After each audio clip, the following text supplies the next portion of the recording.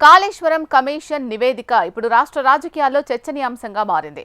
ప్రాజెక్టులోని లోపాలు ఎత్తి చూపేలా ఉన్న నివేదికలోని అంశాలు బీఆర్ఎస్ పార్టీలో గుబులు పుట్టిస్తోందా? కమిషన్ నివేదికలోని అంశాలపై బీఆర్ఎస్ పార్టీ దృష్టి పెట్టిందా? కౌంటర్ అటాక్ చేసేందుకు బీఆర్ఎస్ అడుగులు ఎలా ఉండబోతున్నాయి? బీఆర్ఎస్ లీగల్ ఫైట్ కి సిద్ధమవుతుందా? బీఆర్ఎస్ నేతల్లో జరుగుతున్న చర్చ ఏంటి? వాసి స్టోరీ. తెలంగాణ రాజకీయాల్లో కాళేశ్వరం రిపోర్టు ప్రకంపనలు. ప్రాజెక్టు వైఫల్యానికి కేసీఆరే కారణమని సంచలన నివేదిక. పీసీ ఘోష్ నివేదిక బీఆర్ఎస్లో గుబులు పుట్టిస్తోందా? గత బీఆర్ఎస్ ప్రభుత్వ పెద్దలకు ఉచ్చు బిగియనుందా? కమిషన్ రిపోర్టుతో బీఆర్ఎస్ నాయకత్వం అలర్ట్. ఎలా కౌంటర్ చేయాలనే దానిపై తర్జన భర్జన. కాళేశ్వరం కమిషన్ రిపోర్టు తెలంగాణ రాజకీయాలను షేక్ చేస్తోంది. ఏడాదిన్నర కాలంగా సుదీర్ఘ అధ్యయనం చేసిన కమిషన్ ఎట్టకేలకు తన నివేదికను ప్రభుత్వానికి సమర్పించింది. అయితే ప్రాజెక్టు వైఫల్యానికి గత ప్రభుత్వ పెద్దే కారణమని పీసీ ఘోష్ కమిషన్ తన నివేదికలో పేర్కొందన్న వార్తలు బీఆర్ఎస్ వర్గాల్లో గుబులు పుట్టిస్తున్నాయి. కాళేశ్వరం నిర్మాణంలో కీలకంగా వ్యవహరించిన నేతలపై సర్కార్ చర్యలు చేపట్టే అవకాశం ఉందన్న ప్రచారం సైతం కారు పార్టీలో కలవరం రేపుతోందట. ఇదిలా ఉంటే కాళేశ్వరం కమిషన్ తన నివేదికలో పేర్కొన్న అంశాలేంటి? నివేదిక ఆధారంగా ప్రభుత్వం ఏమైనా చర్యలు తీసుకుంటుందా? ప్రభుత్వం తీసుకునే నిర్ణయాలపై ఏం చేయాలన్న దానిపై బీఆర్ఎస్ సుదీర్ఘంగా ఆలోచనలో ఉన్నట్టు సమాచారం. ప్రభుత్వం తీసుకునే నిర్ణయాలపై లీగల్గా ఎలా వెళ్లాలన్న దానిపై బీఆర్ఎస్ ఆలోచనలో ఉందట. ఇప్పటికీ కమిషన్ అడిగిన ప్రతి అంశానికి కమిషన్ ముందు హాజరై కేసీఆర్, హరీష్ రావు పూర్తి సమాచారం ఇచ్చారని, అయినా బీఆర్ఎస్పై కావాలనే కాంగ్రెస్ ప్రచారం చేస్తోంది అంటుంది బీఆర్ఎస్.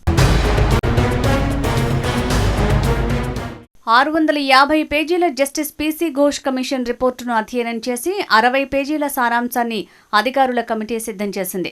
కేబినెట్కు సమర్పించిన 60 పేజీల సంక్షిప్త నివేదికలో 32 సార్లు కేసీఆర్, 9 సార్లు హరీష్ రావు, 5 సార్లు ఈటెల పేరును ప్రస్తావించినట్టు ప్రచారం సాగుతోంది. అయితే బ్యారేజ్ల నిర్మాణానికి కేబినెట్ సబ్ కమిటీ సిఫారసు చేసిందని, కాళేశ్వరం నిర్మాణానికి కేబినెట్ అనుమతి ఉందని గతం నుంచి బీఆర్ఎస్ అంటోంది. కానీ కేబినెట్ అనుమతి లేదని ఇప్పటికే కమిషన్ ఇచ్చిన రిపోర్టులో ఉంచిందట. ఇలా ప్రతి అంశంపై కమిషన్ ఇచ్చిన రిపోర్టుపై ప్రభుత్వం వేసే అడుగులకు అనుగుణంగా బీఆర్ఎస్ యాక్షన్ ప్లాన్ సిద్ధం చేస్తోందట. ప్రభుత్వం ఏం చేయబోతోంది, అందుకు అనుగుణంగా న్యాయపరంగా ఎలా ఎదుర్కోవాలన్న దానిపై న్యాయ నిపుణుల సలహాలు తీసుకునే ఆలోచనలో బీఆర్ఎస్ ఉంది. ప్రభుత్వం తీసుకునే నిర్ణయాలపై బీఆర్ఎస్ ఏ విధంగా అడుగులు వేయబోతోందన్న చర్చ ఉత్కంఠ రేపుతోంది. కాళేశ్వరం కమిషన్ నివేదిక గత ప్రభుత్వంలో కీలకంగా వ్యవహరించిన సీఎం కేసీఆర్, ఇరిగేషన్ శాఖ మాజీ మంత్రి హరీష్ రావు, మాజీ ఆర్థిక మంత్రి ఈటెల రాజేందర్ అధికారుల తీరును తప్పుబట్టినట్లు ప్రభుత్వం చెబుతోంది. మేడిగడ్డ, సుందిళ్ల, అన్నారం 3 బ్యారేజీల నిర్మాణాలకు ఎటువంటి అనుమతులు లేవని కమిషన్ తన నివేదికలో పేర్కొన్నట్లు సమాచారం. సరైన ప్లానింగ్ లేదని, డిజైన్లో కూడా లోపాలు ఉన్నట్లు జస్టిస్ పీసీ ఘోష్ కమిషన్ తేల్చిందట. సుందిళ్ల, మేడిగడ్డ, అన్నారం బ్యారేజీ నిర్మాణంలో పూర్తిగా కేసీఆర్దే బాధ్యత అని కమిషన్ రిపోర్టులో పేర్కొన్నట్లు సమాచారం.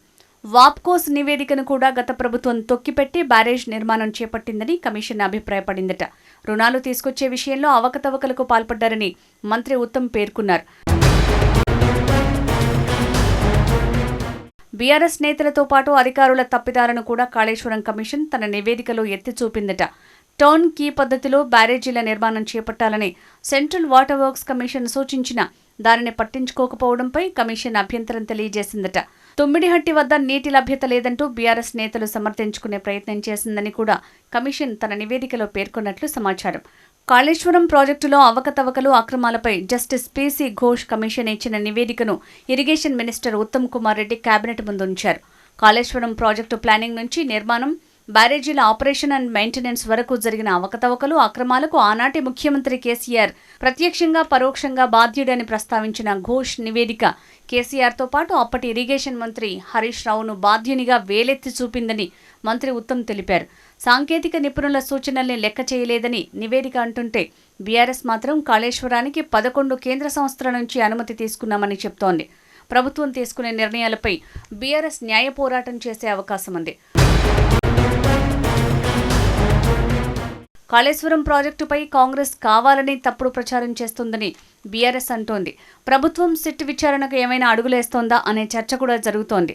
కాళేశ్వరంపై ప్రజల్లోకి తప్పుడు సమాచారం వెళ్లకుండా బీఆర్ఎస్ యాక్షన్ సిద్ధం చేసే అవకాశం ఉందట.